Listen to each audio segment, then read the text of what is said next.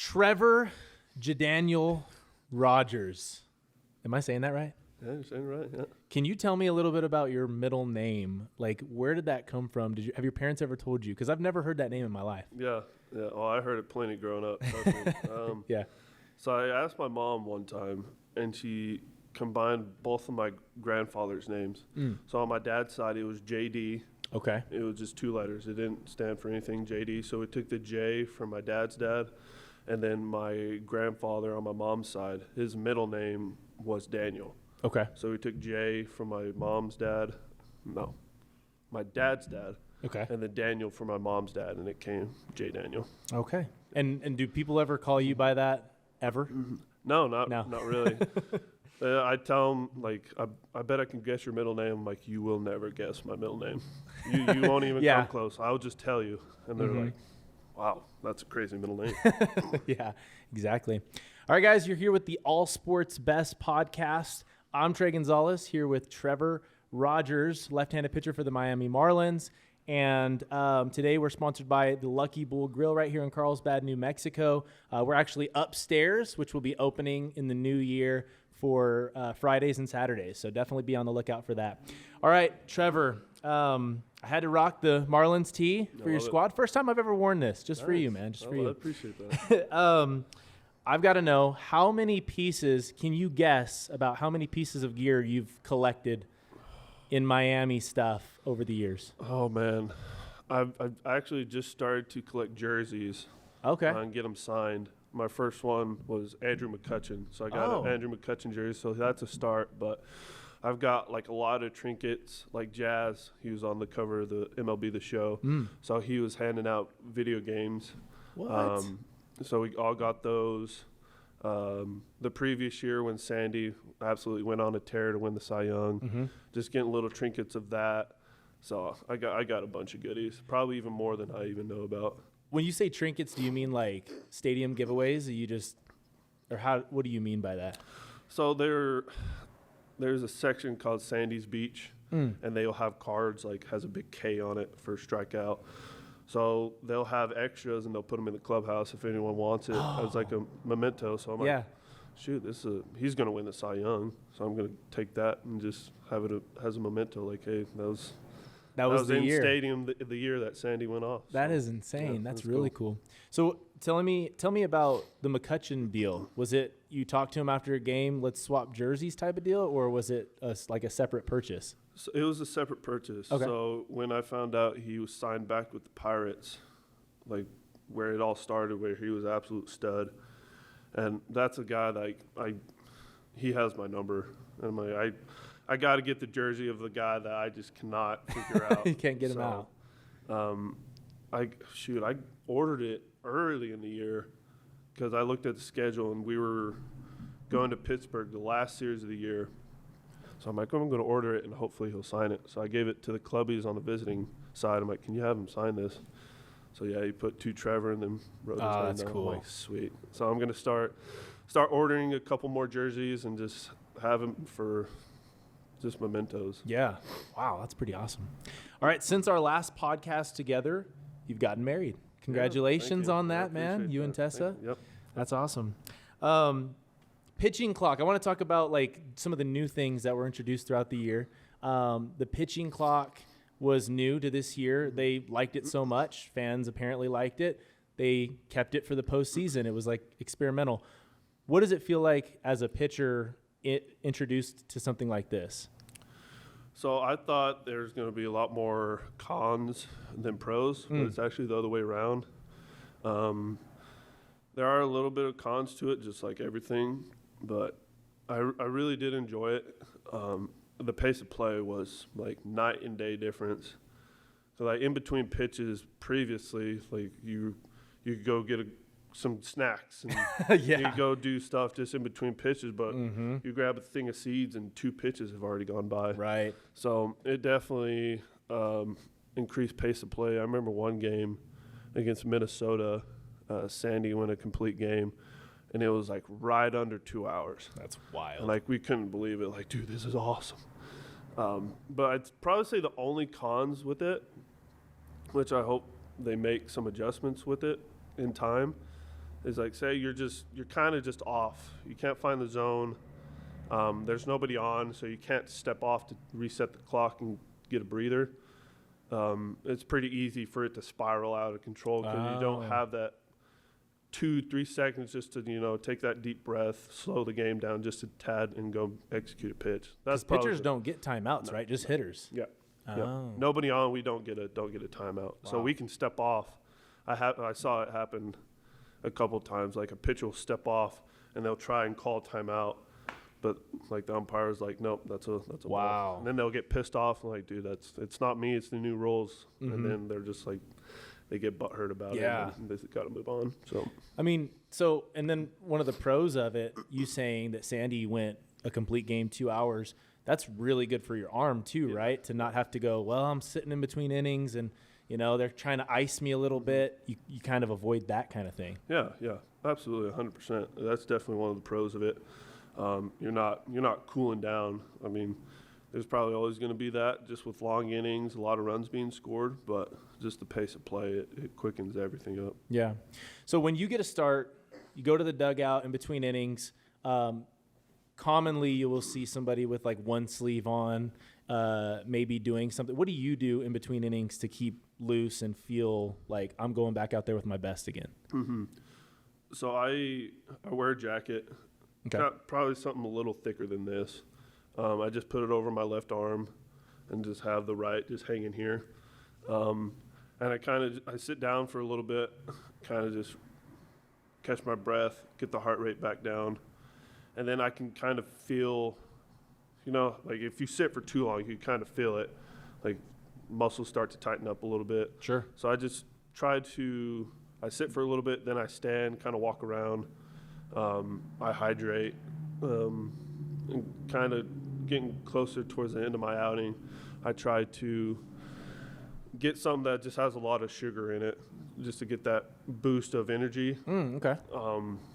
Just something, a couple bites of something, whatever it is. So yeah, that's pretty much my routine. I'll hydrate, sit, and then I'll stand up, and just kind of that process over and over. Do you ever hit up the trainer and go, hey, can you work on something? Or if you have to hit the trainer up, does that mean it's probably done? If it's pretty severe, yeah. But my main thing is like I'll cut my thumb with my fingernail, or I used to be really bad about getting blisters. It's not so much anymore. But I was just like, hey, they have new skin. Yeah. They just put it over my thumb and stuff like that. And you're cutting your fingers through pitches? Mm-hmm. Oh, yeah. Okay. Just the force, and I think it's mainly my changeup because I'm kind of split, so I release it, and it just cuts my thumb every time. Okay. So interesting. Yeah. All right. PitchCom was another thing that's kind of like new to baseball. How does that even work? Like, I see a lot of guys going with their gloves to their ear. Mm-hmm. Is it a vibration? Is it a noise? What is it? So it's an audible voice. Oh. So they have buttons, and each button is a certain pitch, and then they have another set of buttons that determine location. Okay. So it'll be a fastball high inside, and that's all you'll hear.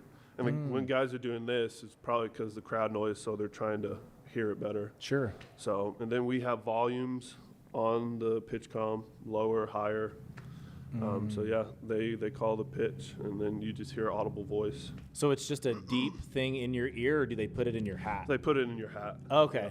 Yep. And for the playoffs, actually, they had a piece sticking out of the PitchCom, so you actually had to cut a hole in your hat, because I guess the problem last year, it was so loud, even when guys did this, they couldn't hear it. Oh. So they had a microphone, or the speaker pretty much sticking out right in front of your ear, so you'd be able to hear it, which I thought was pretty smart of them to do. Yeah, that's something that my dad and I were talking about, before we got here, was throughout the postseason, we saw Paul Sewald doing this like 99% of his pitches.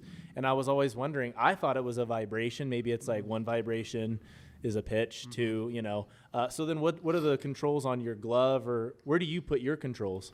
So that's for like guys who are pretty good at calling their own game. Oh, I okay. want to speed it up a little bit.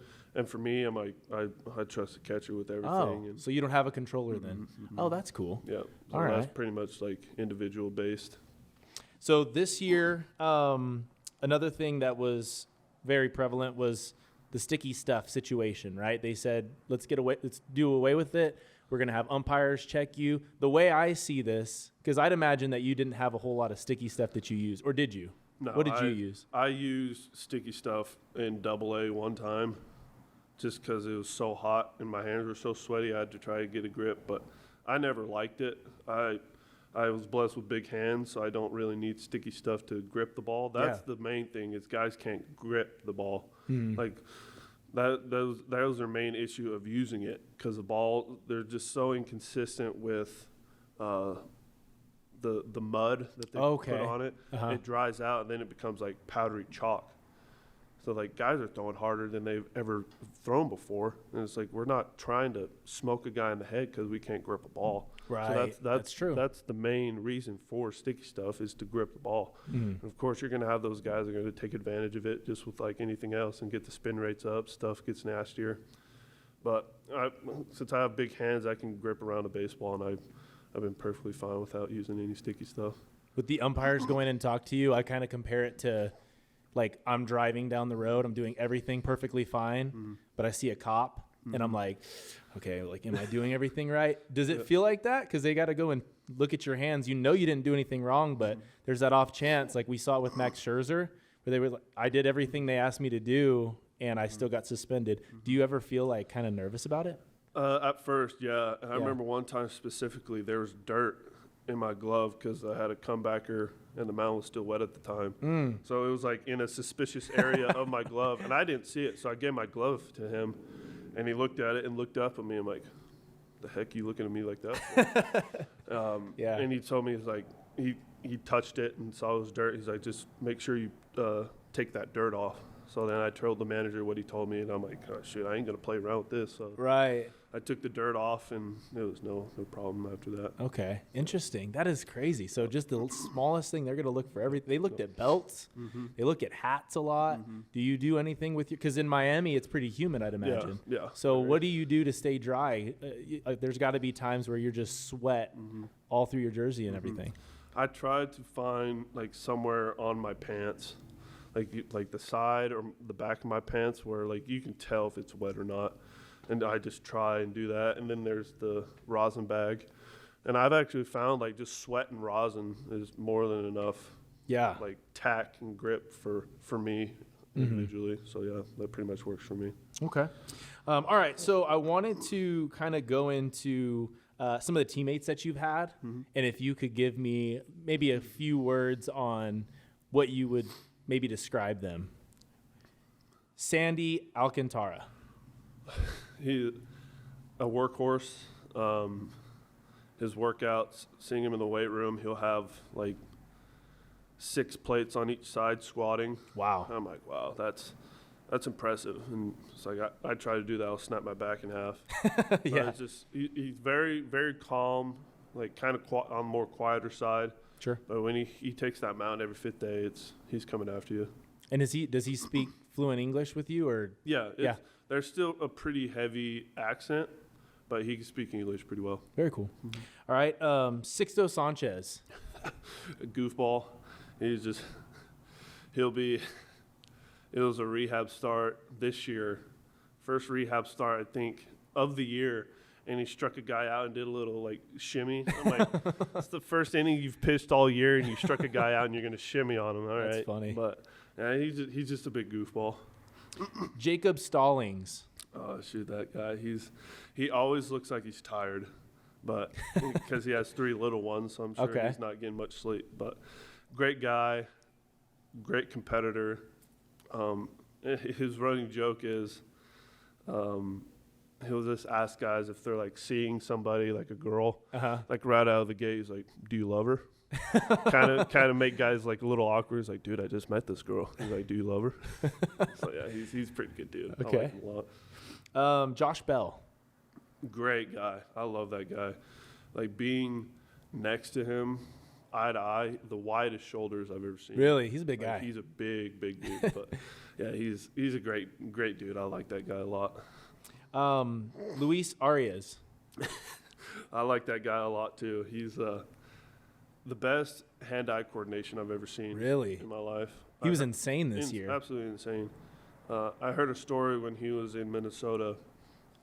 He was sitting next to one of his teammates at the time who was a pitcher, and he said that when the pitcher released, like as soon as he released the ball, he knew if it was a ball or a strike, and he got every single one right. So I'm like, that cat's just different. And there's early in the year, he would just meow like a cat for no reason. So he would just he would like come up to me and kind of tickle me on the side and go meow and keep and keep walking. The things we would never hear unless we talk to you about. I'm like, dude, like you're meowing like a cat. What are you doing? But he's just goofy like that. It just cracks me up. And then just all business at the plate, though. All business. Amazing. He literally says like, dude, I hate striking out. So I'm like, yeah, I believe it. You don't do it very often. Yeah. So. Jazz Chisholm Jr. Shoot, that guy, he's something else, man. He's fun to watch, dude. He's electric. When he's healthy, that guy helps us in more ways than one. He's kind of the same way. He's like very kind of like chill, relaxed, but it's when it's go time, his confidence goes through the roof. Yeah. Like if he strikes out, he's like, he throws me that pitch again, I'm taking him deep. I guarantee you. And there's been a couple times where he's done it. So his confidence is more than anyone I've ever seen, which helps him every single day playing this game. Yeah. How social are you guys in the dugout? Because you guys have a long season, obviously. As a starter, I'm not going in the game, like unless it's my start day. So in the dugout, are you guys just hanging out, talking a lot? Are the hitters dialed in? You're just talking to pitchers? How does that work? It's kind of a little bit of both. I stay to myself for the most part. I'm just more on the quieter side. But yeah, there'll be times where we goof around, just laughing, having a good time. You better not do it when we're losing, because you'll get some guys fired up about it, especially us being pitchers. Like, oh, you only care about your start days, which it's a valid point sometimes. And then there's times where if like we're doing really well and we're up by a lot, the hitters kind of, I wouldn't say relax, but in the back of your mind, like, it's baseball, we have this game won. Sure. You just played it so much, you won the game. And they're kind of laughing, they had a good day at the plate, having a good time. And we mingle amongst each other for the most part, but they kind of, like, if they're in the middle of going to battle, they're getting their game plan ready and trying to execute it as best they can. Okay, I got a couple more for you, actually. Jorge Soler. He one of the strongest guys I've known. Like super friendly, great teammate. And there was one time we were working out, and I was using this thing called a pitch shark. It's kind of a squat machine, takes some stress off your low back, like a squat belt, hooks onto the platform. And I had like 4 plates on each side. Really feeling good about myself. Yeah. Really got that last rep out of there. Legs were done. He hops in there and repping it out like it's 95 pounds. Yeah. So he made me feel pretty good about myself. Like, yeah. Remind me never to work out when Soli's in here. So, but yeah, great teammate, and he's hit baseballs farther than I've ever seen in my life, and he's hit them harder than anyone I've ever seen. It's he definitely racks up the stats with the whatever you call it, the StatCast or whatever. Yeah. He came off of a phenomenal postseason couple years back with the Braves. Do you feel like that kind of helped you guys as you saw postseason this year? Yeah, because he was in there. Yeah, and just kind of the veteran presence that we had. We kind of hit that scuffle the second half of the year. And like if there's like a couple of younger guys, we kind of probably would have like dang, we weren't meant for this. Okay. But having those veteran leaders, like, no, like we're good. Like we just got to keep rolling. Got to get through this tough time, and we're gonna make it. We play the way we know how to play. We're gonna make it. And especially having guys like Soli, Yuli Gurriel, who's won a couple championships with the Astros and knows what it takes. It was extremely helpful for us getting there. And then the last person that I had on here, he was a starter as well, Pablo Lopez, now with the Twins. I love that guy. He did more for me in the short time that I had him as a teammate than anybody. When I was going through a really, really bad year in 2022, he kind of took me under his wing. He was a young guy too, but he went through it. So he really helped me, like, try to get back on my feet best he could. He was always there to talk if I had any questions, and really just there for support, like cheering me on. So Yeah. I was sad to see him go, but I was really happy for all the success that he's had. There's no guy more deserving of success than that guy. And it's kind of nice when you have somebody in your corner that's doing as well as he does too. You know, like you can see proof right there. Yeah. When he would have starts and he was just going off like 7 to 8 innings, and I'm just trying to get through 5. I'm like, dude, how in the heck do you do it? And he just started laughing, kind of talked a little bit, but I was just dumbfounded how he just went 7 to 8 innings every time. Well, it's like, heck yeah, I went through 5 today. Hell yeah. So, right. I'm in line for the win. Let's go. Yeah. All right. So what does free agency look like? You're not in free agency right now. Correct. You're in arbitration. Yeah. So for those like myself that don't know a lot about that, basically you don't have to go into any type of talks, right? You just have to make sure that things work out for both sides and you just continue, or how does that work? I would say there's a little bit of talking involved. Okay. I would say probably in simplest terms, you finally get to have a say in what you're getting paid. Okay. Like you get to fight a little bit for like, hey, I deserve this, instead of like, we crunched the numbers, the formula said you deserve this much for the year, sign your name at the bottom. And that's kind of what they propose at first? Yes. Okay. I'm sorry, I'm talking like pre-arbitration. So my first 3 years of league minimum.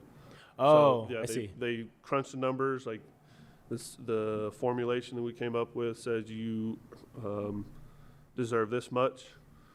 Sign at the bottom. That's pretty much in its simplest terms. So arbitration is you having more say in your value as far as money goes. So my team will crunch the numbers the last 3 years, look at other players and what they got, and we will propose what I think I should be paid. Okay.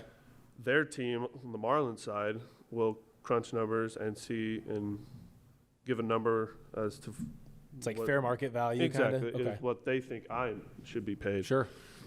And then that's where the talking comes into play, like trying to find that middle number, because that's usually like we're really high, they're probably going to be low, like it usually is, and then we work to find middle ground. And if you can't find middle ground, that's when you go to a court hearing, and that's when the nasty side of baseball, the business of baseball, comes out. Sure. Yeah. And so you haven't done this before. No. So we don't know. You've probably seen teammates do this or heard about it. Is it fairly friendly at first? Is that kind of how it works? And then it's like, okay, now we're going to get down into it. Yeah, at first it's very, of course it's always professional, but it's very, I guess probably like PG if you're going to rate it for a movie. That's kind of extreme, but just trying to put in people's minds, like it's PG, like very professional. Like, no, I don't. That you're a little too high. You need to come down. Like, well, you're a little too low. You need to come up. This is why I think you need to come up. So and so. Okay. But if you go into a court hearing, it's like rated R. Wow. Like there's no gore or anything, obviously. But as far as like the professionalism, like, hey, this guy was. Just using an example, this guy, based on stats, was one of the worst pitchers in baseball. Wow. Like, he does not deserve this. He was terrible. While you're sitting there and you have to stay stone-faced. And then if you guys come to an agreement, you're like, oh, I remember you that. Shake it, Yeah. And like you've known these people for 3 years, and like they'll like say like, man, you're doing great. You're gonna be really successful in this business. Gonna have a lot of great years, which is probably true, but it's the business, man. They're trying to save money. I'm trying to make money. So that's where the brutal part of it comes out. I saw an interview with Pedro Martinez that he was talking about when he went from one team to another. It was one of the mistakes that he made because he made it almost emotional. Yep. Where he said, you know, I really love it here, and almost immediately the team takes the advantage. Yep. They take leverage. It's a chess match. It's 100%. That's crazy. It's literally a chess match in a poker game. You you can't show them your cards or anything. You can't give them anything. Wow. Okay. So when that goes down, assuming that things don't go 100% smooth, I hope they do. I really do. But if they don't, do you just kind of like fade to the background and lawyers take over, or do you still need to say some stuff? That's actually a good question. If it does come to that, I'm sure it would be nice for me to say something, just for me to be there. That helps my team. Like, they have to say that to my face while I'm sitting there. And I've known all the people there, have great relationships with them, and I like them as people. I'm sure I'll have a different opinion on the professional side if it does go to that. I hope it doesn't, but you never know. So it's definitely to be there in person just to help your side. Yeah. All right. So talking about salaries and things like that, does that ever get brought up in the locker room or in the dugout, like jokingly or in casual conversation? Oh, yeah, constantly. Really?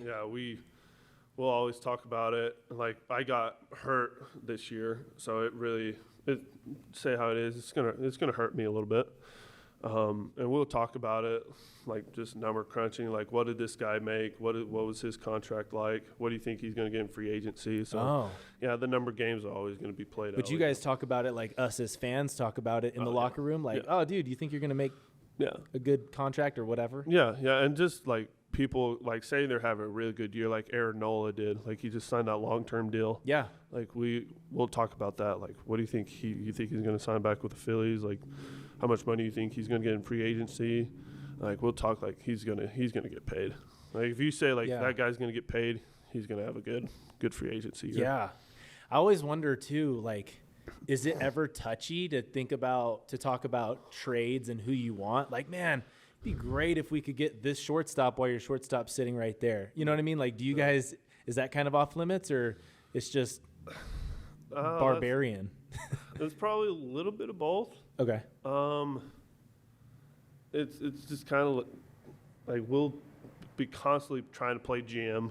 Like, we need this, that, the other. I think we should get this guy. Mm-hmm. But then they'll do like this year we got Jake Berger. Mm-hmm. Who helped us out a lot at third base and in the lineup. I didn't even think, because he was a younger guy, which makes sense. We have a lot of control over him. I didn't even think, hear his name in the radar at all. Oh, wow. So, we'll be talking like, oh, I think we're going to get this guy, that, the other. And then just out of left field, we'll trade for, Jake Berger. Yeah. In the long run, it worked out really well. Speaking of playing GM, Kim Ng was, I think, the first woman GM ever, right? Yep. She's out now.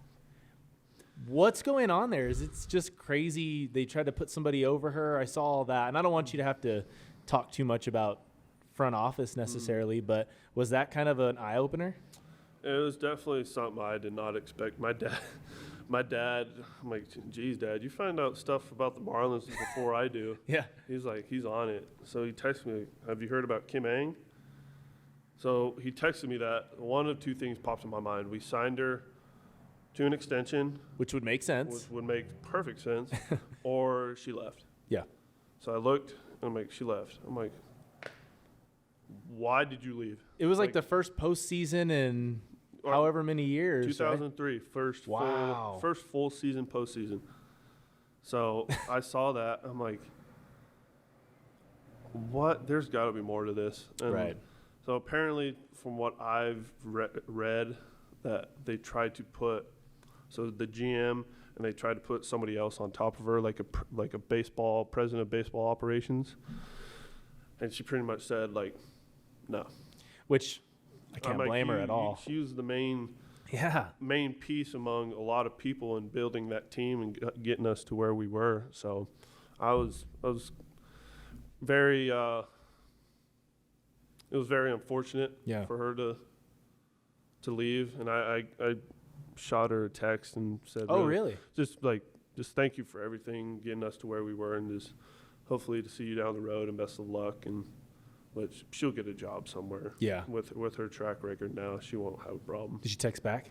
Yeah, she said just. That's cool. Yeah, it was cool. She's like just very thankful and really just to go out there and have a good year like she knows I can. So, Sure. Yeah, she was great.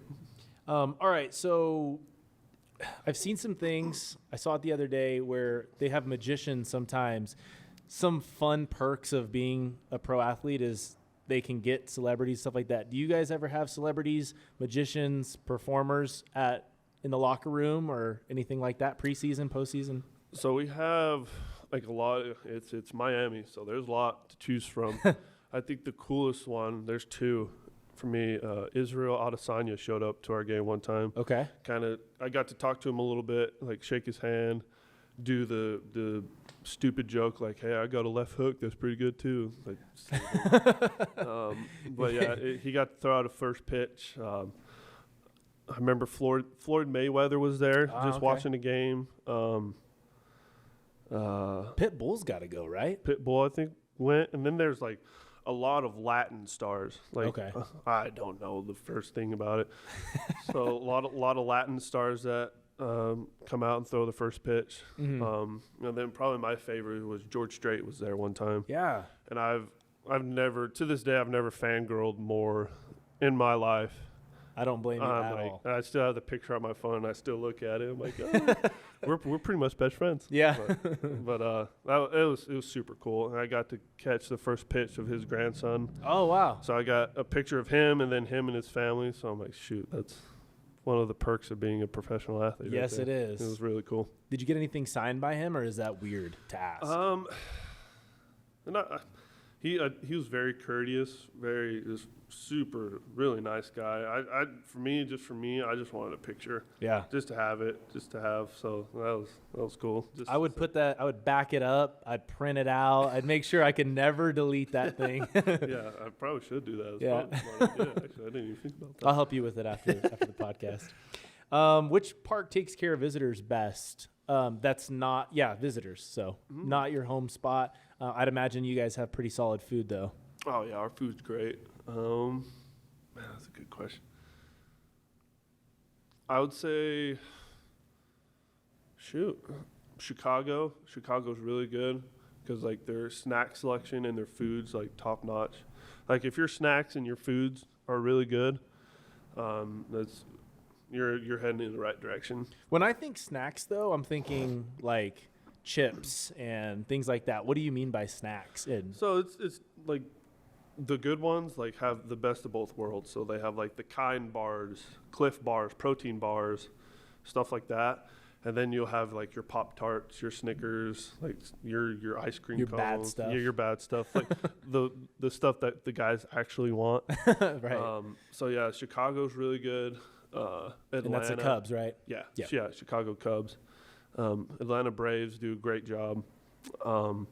And we're actually going there this year, but I think the best we went in 2020 was the Yankees. So we're going to the Yankees spot this year.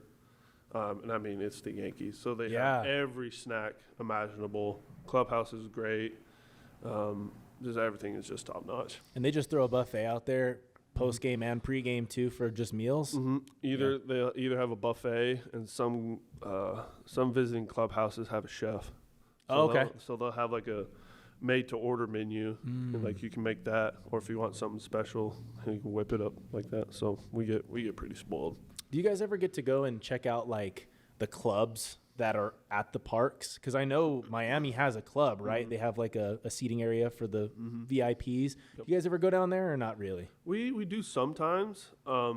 Say if, like for like our Bally Sports Network, they want to just actually talk with the people that are in that sports bar along with having a player go. Yeah. So we'll kind of check it out that way. But other than that, we kind of we don't really go out there that much. Okay. I always wondered that. Okay.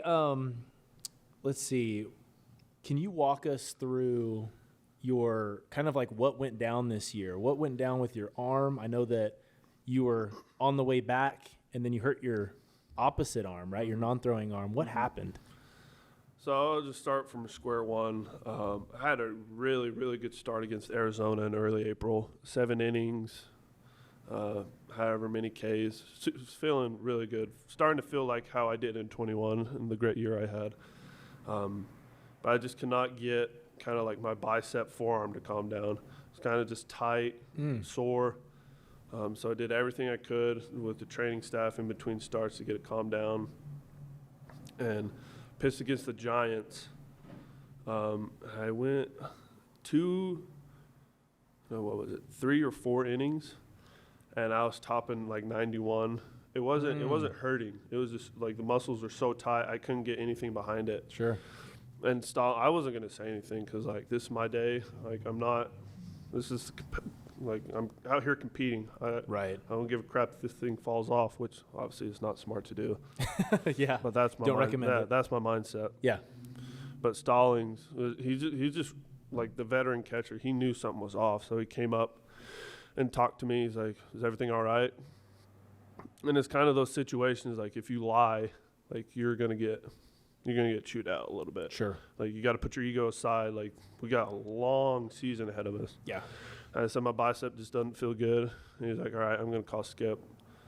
And I'm telling him like, "Don't do that." Like, "What are you doing? Don't do that." He's like, "I'm gonna do it." So I'm like, "All right." So they came out here and I told them it wasn't the bicep that caught him off guard, it's my forearm. So if you say forearm is closer to the elbow. Yeah. And automatically think TJ. Right. So like, "Yeah, you're done." And I'm like, "No, I can keep going. I can keep going." He's like, "No, you're done." So he tells you twice, you give him the ball and you walk off. And Right. of course, I was upset, as anyone would be. I had just a little bit of forearm inflammation that leaked up into my bicep. Rehabbing that. My last rehab start before I go back, I was on the bullpen getting ready. About 5 or 6 pitches in, I lift my arm up to pull down, and I feel a pop, like my low shoulder, upper lat, and my arm felt like it's dead. Wow. So I catch the ball. For me, I've never felt or heard anything like that, and I thought it was just like cracking your knuckles. So I'm like, okay. I went to throw another pitch, and I got to hear just immense pain. Oh, man. I spiked it, and I'm like, okay, there's something wrong here. Dang. So get an MRI, and I partially tore my lat off the bone. So all the doctors I talked to said I've seen it plenty of times on a throwing shoulder. Like this is the first time I've ever seen it on a non-throwing shoulder. So it was kind of like questionable as far as my return to play because it's like it could be 4 weeks, it could be 6 weeks because it's not my throwing arm, so I can get back a lot quicker. But it healed super slow, and it took 4 weeks became 8 weeks, 8 weeks became 16, and so on and so forth. And so it was unfortunate, but it's just one of those things you got to learn from and get better at. So you just pull down with a ton of force is what it comes down to. Yep. Yeah. Yep. Of course, us fans back home rooting you on, we were like, can he make it for the post? Every day we were like, maybe he can throw an inning or two. Yeah. Would you have been down, like say everything feels good, you're like, Trevor, can you go coming out of the bullpen? It never really crossed my mind until Yuri Perez, they shut him down because it's the most innings he ever threw, really young guy. And like we were hemorrhaging for starting pitching. So I got to give kudos to Braxton and Jesus for really holding it down all year. They both did a really good job for us. But the thought did cross my mind, but the trainers and the coaching staff are really good about putting your career first. That's good. And it's like that. I was having the conversation in my head. They would just say, like, no, that's a stupid idea. It takes at least a month, like all of spring training to get us ready. We're not going to have you throw one bullpen and like, hey, go get them. You haven't pitched. Yeah. You haven't pitched against competition since April, but go get them, or June. Mm-hmm. So, yeah, that thought went out of my mind pretty quick. Sure. So for the record, 100% right now. Yep, 100%. 100%. Yep, So feels just great. perfect timing for arbitration, baby. Yeah. Let's go. You said it. All right. So what would you say is like your biggest challenge throughout this year? I know getting back to 100% was a big one. Was there anything else that kind of crosses your mind? Seeing how well the team was doing and not contributing it. You know, you got to be a little selfish. Sure. It is a team game, but you want to be part of that success. Yeah. Which I was. I was there every day rooting my teammates on, but you want to take that mound every 5 days and win some ball games for your team. Yeah. But that was super tough. So it helped because when they went on the road, I went back to our spring training facility, which is only an hour and 20 minutes away. So I got away a little bit just for like mental sake, kind of recharge a little bit, try to get back quicker. But yeah, I'd say that's probably the only tough part. And knowing that my season was most likely over the further and further it got and it still wasn't healed, that was like damn, I thought I was going to be able to come back this year, but Yeah. it's not going to happen. So I looked at it as far as like the arm that I used the most was only hurt for a month out of the year. So I'm like, you were healthy for a majority of the year. Yeah. What you need to do your job, you were healthy for most of the year. So that kind of helped things. Yeah, that's encouraging. You don't have something that's like maybe tender going in. Yep. You know that it's going to be good to go. Yep. Yeah, I mean, the entire time we're watching the Marlins do well, and I'm just looking through every story. Is Trevor on it? It's so funny because every time you're mentioned or like there's a glimpse of you, or they do a lot of pictures of you as well on the social media.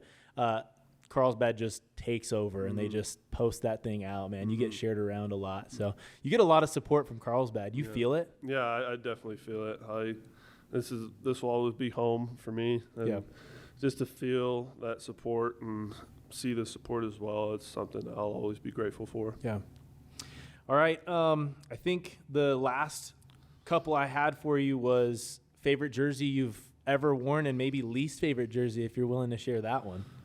My favorite jersey I've ever worn was definitely the pinstripes, the shirt you're wearing. It's just classic. I always thought it was a good look, so I always love those. And what hat, though? Is it the teal hat or is it the black hat? Oh, teal hat. Yeah. Love the teal hat. And probably my least favorite are the grays. There's just something about a gray. It's just a little more boring. Boring. We're on the road if we wear it. It's just boring. Okay. Sure. Bonuses. Do you get anything cool come holiday time, come Christmas? Miami sends you something cool, or is that just kind of like, hey, have a great day and call it good? It's pretty much that, but since we went to the playoffs, we got a playoff share.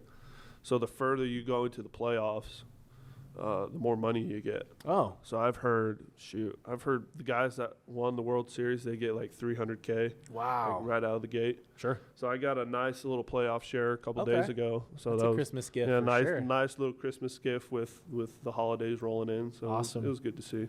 Very cool. I noticed that obviously I've played golf with you before. You've played golf here a few times. I've seen you out. Is that something you took part in while you were recovering, or was it kind of off limits? Oh, that was completely off limits. Oh, was it? Oh, dang. Yeah, I couldn't lift my arm past here. So put the golf game away, and I just putted because that was the only thing that didn't bother me. Sure. So the putt game got a little better. I wouldn't say a whole lot, but it was just something to get me out of the house and keep me from going stir crazy. And in Florida, I think they have a pop stroke, right? Did you get to go check one of those out? That's in St. Lucie. That's like 45 minutes away. Yeah. So it's a little bit out of the way. But I've seen pictures of it. It looks sick. Because you could have been putting all day over there, right? Oh, yeah. Okay. So this is kind of a challenge to those watching. Trevor, you currently have 9,900. You probably don't even know this. 9,960 Instagram followers. Oh. So we need to get you to 10K. All right. So if you're watching, let's help Trevor out. Give him a follow on Instagram. Right? T-Raw? Yep. How do you say it? Is it at T.Raw? At T-Raw89, I think. There we go. Yeah. All right. So go ahead and give him a follow. Trevor, thank you so much for being on the show. I do appreciate it. Always a pleasure. And we wish you the very best of luck. Thank you. I appreciate it.